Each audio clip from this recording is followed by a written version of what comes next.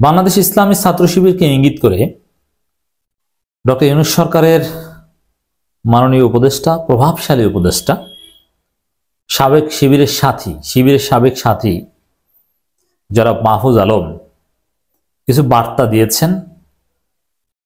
এটা একটা চমৎকার ঘটনা ঘটেছে। মাহফুজ সরকারের পক্ষ থেকে বা সরকার তরুণ প্রজন্মের মুক্তিযুদ্ধ বিষয়ক অবস্থানকে ক্লারিফাই করেছেন এবং শিবিরের নেতারা সেটাকে সমর্থন জানিয়েছেন, মাহফুজের বক্তব্য শেয়ার করেছেন। এটা চমৎকার। দর্শক, মুক্তিযুদ্ধ মানে বাংলাদেশ, ছাত্র জনতার অভ্যুত্থান মানে বাংলাদেশ, এই শিরোনামে একটা লেখা লিখেছেন মাহফুজ আলম। এই লেখাটা কেন লিখেছেন? ওই যে শিবিরের ছাত্র সংবাদে অনেক মুসলমান না বুঝে মুক্তিযুদ্ধে অংশগ্রহণ করেছিল, এটা ছিল তাদের অদূরদর্শিতা, আল্লাহ তাদের ক্ষমা করুক। আহমদ আফগানের যে বিতর্কিত লেখা, যেটা শিবির ধারণ করেনি, শিবির এটার তাদের অবস্থান জানিয়ে দিয়েছে যে না, তারা এটা বিশ্বাস করে না, তারা ইসলাম এবং মুক্তিযুদ্ধের মধ্যে কোনো বিরোধ দেখে না, বরং মুক্তিযুদ্ধের মধ্যে ইসলামের উপাদান ছিল, এটা ভালো কাজ ছিল। জিহাদ বলে অনেকে যুদ্ধ করতো, নামাজ পড়তো সারিবদ্ধভাবে। তিনি এভাবে শিবির এভাবে ব্যাখ্যা করেছে। আর মাহফুজ আলম যে এই মুক্তিযুদ্ধ মানে বাংলাদেশ, ছাত্র জনতা গণ অভ্যুত্থান মানে বাংলাদেশ, মুক্তিযুদ্ধকে এভাবে ওন করে যে বক্তব্য দিলেন, শিবির মুক্তিযুদ্ধকে ওন করে যে বক্তব্য দিলেন, এর একটা তাৎপর্য হয়েছে বিএনপির মুক্তিযুদ্ধ ব্যবসার শেয়ার হোল্ডার বেড়ে গেল। বিএনপি যদিও মুক্তিযুদ্ধ ব্যবসা এটা শুধু আওয়ামী লীগকেই মানায়, এটা বিএনপির মুখে মেকি লাগে, কিন্তু তারপরও বিএনপি মুক্তিযুদ্ধ ব্যবসা করছে। যদিও জনগণ হাসছে তাদের ব্যবসা দেখে, জনগণ তাদেরকে পাগল বলছে, পাগলের মতোই মনে হচ্ছে, কিন্তু মুক্তিযুদ্ধ ব্যবসা বিএনপি করছে। এখন মাহফুজ আলম যেভাবে মুক্তিযুদ্ধকে ওন করলেন, শিবির যেভাবে মুক্তিযুদ্ধকে ওন করলো, তাহলে ব্যবসাটা তো আর বিএনপির একক থাকলো না। এর মানে বিএনপির ব্যবসার উপর ভাগ বসিয়েছে। বিএনপি বিব্রত, ডেফিনেটলি, কোনো সন্দেহ নেই। বাস্তব কথা হচ্ছে, মুক্তিযুদ্ধ বাংলাদেশের ক্ষেত্রে মোটেই প্রাসঙ্গিক হওয়ার কথা। এটা আমরা দেখি নাই, আমরা ছিলাম না, আর বাংলাদেশ আর পাকিস্তান হওয়ার সম্ভাবনা নেই। অতএব এটা একটা ইভেন্ট, আমরা 16ই ডিসেম্বর 26শে মার্চ পালন করবো। এর চাইতে বেশি কিছু কোনো তাৎপর্য তরুণ প্রজন্মের কাছে থাকা উচিত নয় বা নেই।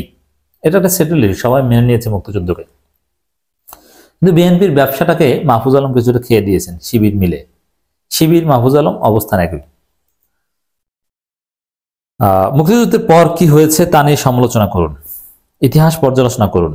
আহমদ আফগানি তো ইতিহাস পর্যালোচনা করেছে, কোনো সমস্যা নেই। এমনকি মুক্তিযুদ্ধের সময় কি কি ঘটেছে তা নিয়েও তর্ক উঠতে পারে, কিন্তু সেসবই হবে মুক্তিযুদ্ধ মেনে নিয়ে। হ্যাঁ, শিবিরও এই কথাই বলে, মুক্তিযুদ্ধ মেনে নিয়েই ইতিহাসে নানা পর্যালোচনা হতে পারে। এবং আহমদ আফগানি যেটা করেছেন, তিনিও তো মুক্তিযুদ্ধকে মেনে নিয়েছেন। মুক্তিযুদ্ধকে, স্বাধীন বাংলাদেশকে মেনে না নিলে তো এদেশের নাগরিক তিনি হতে পারতেন না।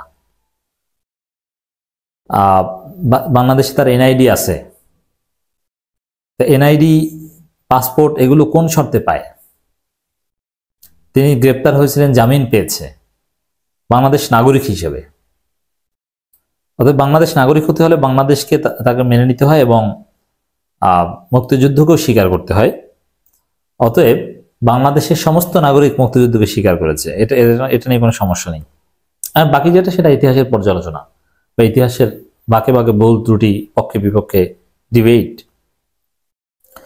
যেমন শেখ মুজিবের ফ্যাসিস্ট হয়ে ওঠা নিয়ে আমরা বলবো উনি ফ্যাসিস্ট ছিলেন, কিন্তু বাংলাদেশের জন্মের অনেক জাতীয় নেতৃত্বের মতন ওনার অবদান অনস্বীকার্য। তাই আমরা 72-এর পূর্বে শেখ মুজিবুর রহমানকে প্রাপ্য গুরুত্ব দেবো। সম্পূর্ণ কথা, কোনো আপত্তি নেই কথায়। 72-এর পূর্বে শেখ মুজিবের রাজনীতি নিয়ে আমাদের সমালোচনা থাকবে, তবে অবদানও তো আছে। মুক্তিযুদ্ধের একাংশ ফ্যাসিস্ট হতে পারেন, কিন্তু মুক্তিযুদ্ধ ছিল আপামর জনগণের লড়াই। মুক্তিযোদ্ধাদের একাংশের ফ্যাসিস্ট, ইসলামফোবিক ও খুনি হয়ে ওঠার কারণে আপনি খোদ মুক্তিযুদ্ধ বা সকল মুক্তিযোদ্ধাদের অস্বীকার কিংবা প্রশ্নবিদ্ধ করতে পারেন না। এটা রাষ্ট্রের ভিত্তির সাথে গাদ্দারি।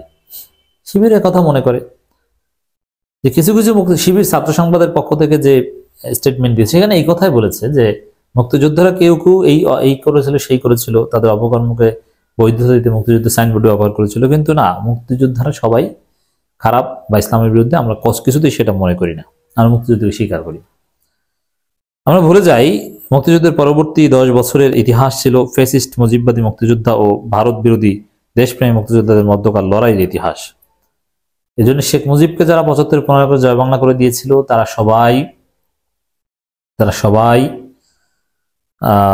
মুক্তিযোদ্ধা ছিল। আর মানে শেখ মুজিবের সাথে লড়াইটা কিন্তু মুক্তিযোদ্ধাদেরই হয়েছিল। মাহফুজ এই চমৎকার সত্যগুলো তুলে ধরেছেন। কিন্তু সেজন্য আধিপত্যবাদ বিরোধী কোনো মুক্তিযোদ্ধা খোদ মুক্তিযুদ্ধকে অস্বীকার করা দুঃসাহস করেনি। এখানে পিকিংপন্থীদের সাথে অন্যদের তফাৎ, হ্যাঁ কিছু কিছু কমিউনিস্ট এই কাজটা করেছে, চমৎকার ভাবে তুলে ধরেছেন। ইসলামপন্থীরা এই কাজ করতে পারে না। এদেশের মানুষের রক্তক্ষয়ী সংগ্রাম ও বাংলাদেশের জন্মকে স্বীকার করেই এদেশে রাজনীতি করতে হবে। এর কোনো ব্যত্যয় হলে আপনাদের আমরা বাংলাদেশের পক্ষের বা গণঅভ্যুত্থানের পক্ষের শক্তি হিসেবে মেনে নিব না। মূলত শিবিরকে ইঙ্গিত করে কথা বলেছেন। শিবির তো বলেছে যে না আমরা বাংলাদেশকে মানি, মুক্তিযুদ্ধকে মানি, এটা পুরনো কথা শিবিরের।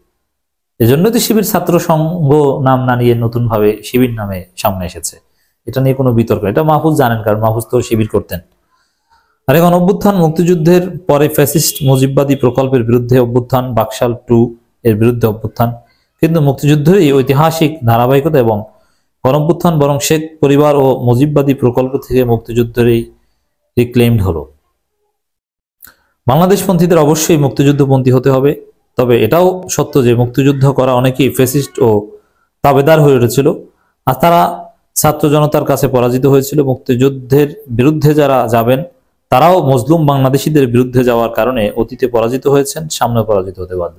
শিবিরকে হুঁশিয়ারি দিয়েছেন যে মুক্তিযুদ্ধের বিরুদ্ধে গিয়ে রাজনীতি করতে গেলে কিন্তু তোমাদের অবস্থা খারাপ হবে। তবে শিবির জামাত এটা সেই ৭২-১৬ ডিসেম্বর থেকেই ৭১-১৬ ডিসেম্বর থেকেই জামাতের সবাই, ছাত্র সংঘের সবাই বাংলাদেশকে মেনে নিয়েছে। ১৬ ডিসেম্বর থেকে তারা কেউ আর বিরোধিতা করেনি। তো মাহফুজ যে নসিহত এখন করছেন ওটা ১৯৭১ সালে ১৬ ডিসেম্বরে জামাত আমল করছে। জুলাই সুযোগ নিয়ে এসেছে জাতিকে ঐক্যবদ্ধ করার। লীগের সাথে বিচার কার্য সম্পন্ন করে রিকনসাইল করতেও আমরা আগ্রহী ছিলাম, অথচ দিল্লির আশ্রয়ে দেশে থেকে দেশবিরোধী চক্রান্ত করাকেই তারা বেছে নিল। এর মানে তাদেরকে ছাড় দেওয়ার কোনো সুযোগ, আবার হরতাল অবরোধ দিয়েছে, বুঝেন তাদের কপালে কি আছে। আপনারাও ইতিহাসের বিরুদ্ধে অবস্থান নেবেন না। তাই আপনারা বলতে কারা? এটা শিবিরকে বলেছে।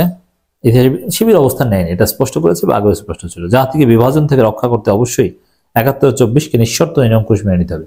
শিবিরের নেতারা সাদিক ক্যাম্প থেকে শুরু করে এই মাহফুজের সুরে ৭১ এবং ২৪ আমাদের, এভাবে ব্যাখ্যা দিচ্ছেন। পুনশ্চ জুলাই বাংলাদেশের ধর্ম, বর্ণ, লিঙ্গ নির্বিশেষে ছাত্র নেতৃত্বে সর্বজনের অভ্যুত্থান, মধ্যমপন্থী ও ভবিষ্যৎমুখী এই অভ্যুত্থানে ডান বাম, চরম বা নরম পন্থার আশ্রয় নেই। সুতরাং বাইরের আশকারায় কেউ জুলাই বিপ্লবীদের ট্যাগ বা হুমকি দেওয়ার চেষ্টা করবেন না, বরং জুলাই বিপ্লবীদের সাথে মৈত্রী করুন। এই বার্তাটা আবার দিয়েছে বিএনপিকে। ওই বিএনপির লোকজন বলছিল না যে এই ছাত্ররা ওরাও ওই স্বাধীনতা বিরোধী, ওরাও শিবির জামাতের কথা চলছে। এই জন্য বিএনপিকেও একটা ঔষধ মাহফুজ আলম দিয়েছেন। জুলাই গণের লাইনে আছে, ইতিহাসের পক্ষে আছে। আপনার জুলাই ছাত্র নেতৃত্বকে হুমকি দেওয়া ব্যক্তিরা ইতিহাসের উল্টো দিকে হাঁটছেন। আসুন জাতিকে ঐক্যবদ্ধ রাখে এবং রাষ্ট্র সংস্কার করে গণতান্ত্রিক প্রক্রিয়া সবাই মিলে অংশগ্রহণ করি। সংস্কার আগে নির্বাচনে ফাও চিন্তা কেউ করবেন না, মাহফুজ আলমের বক্তব্যে এটাও ফুটে উঠেছে। যাই হোক দর্শক, শিবিরকে ইঙ্গিত করে উপদেষ্টা মাহফুজের যে বক্তব্য বা যে বার্তা, এর সাথে শিবির পুরোপুরি একমত।